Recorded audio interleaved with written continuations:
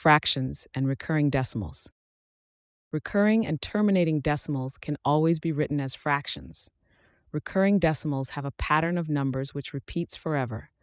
The repeating part is usually marked with dots or a bar on top of the number, and if there is one dot, then only digit is repeated.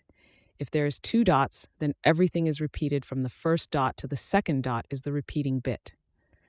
Terminating decimals are finite.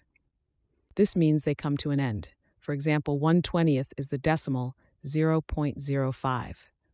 The denominator of a fraction in its simplest form tells you if it converts to a recurring or terminating decimal.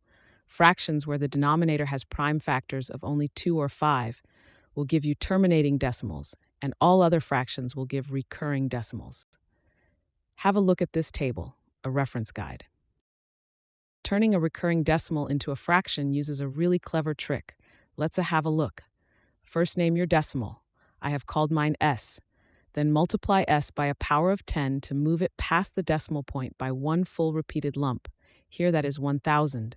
Now you can subtract to get rid of the decimal point, like this. Then just divide to leave S and cancel if possible, like this.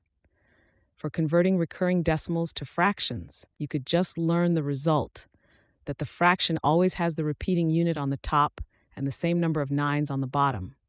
But this only works if the repeating bit starts straight after the decimal point. And in some instances, will you need to show or prove that a fraction and a recurring decimal are equivalent.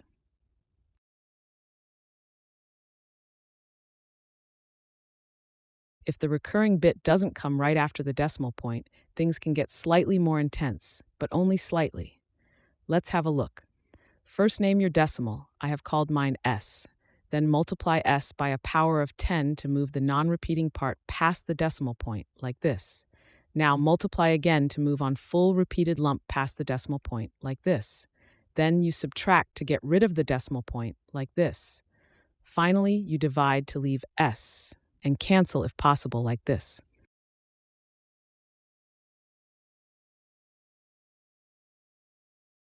Fractions into recurring decimals. Now, there are two ways you can do this. Let's have a look. First, find an equivalent fraction with all 9 on the bottom. The number on the top will tell you the recurring part, or you could just do the division, like this. This method is okay if you have a calculator. It can be a bit long-winded if you don't. You can use short division if you want, or just stick with the first method if you prefer.